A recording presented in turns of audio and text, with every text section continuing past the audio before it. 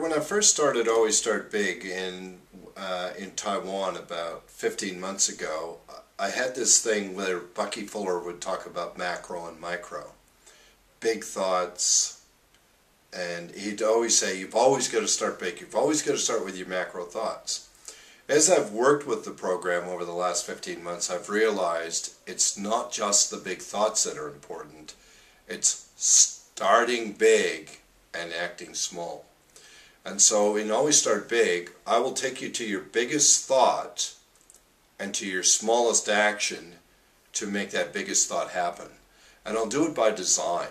And a lot of people say, oh, you know, it's a lot of words, but I can promise anyone that comes to this event, you have huge thoughts and you'll know how to make them happen. Okay, you're going to learn about design, and you're going to realize that every single human has a design. And I'm going to teach you about the design, and then I'm going to teach you how to design a business around a human design. And so it's hard to say on this flip phone or this flip recording what you're going to get, but I promise you that every single person in the room will start to understand human design and why human design is so important when you're designing a business, because there is an absolute design that if you follow it, you will create a great business. And really, when it's all said and done, I'm a business owner. I love designing businesses, I love creating businesses, and I love creating wealth. So people will learn the difference between wealth and flow, how to create wealth and increase flow. Flow means cash flow. How much money do you have flowing through? How much sticks with you? Really, because that's all business is about. It's about how much money flows through your business, how much of it belongs to you. And I'm constantly amazed at people when they go out and they say, well, I made a $100 sale.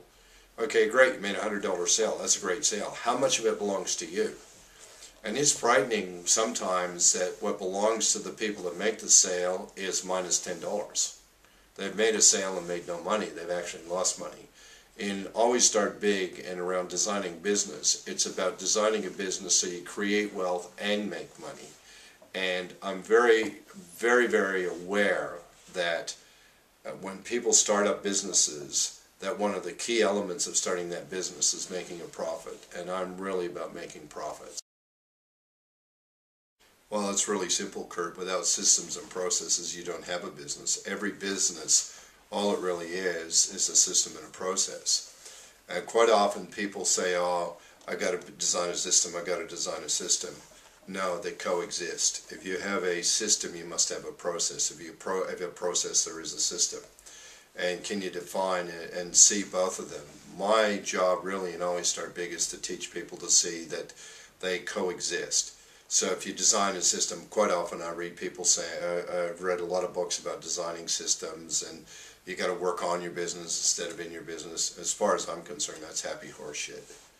What you really need to do is understand that they coexist. If you create a system, you have to go through the process. So quite often I hear people say, oh, well, I know I've got to work on my business, not in my business. That's not my reality. My reality is you have to do both. They coexist, and you have to increase your capacities. Certainly anybody that comes to Always Start Big will increase their capacities, their ability to make more sales, their ability to create more money and create wealth through systems and processes. Without systems and processes, you will not create wealth. It's really that simple. And the other thing that's simple is they coexist. You cannot have a system without a process, and a process without a system.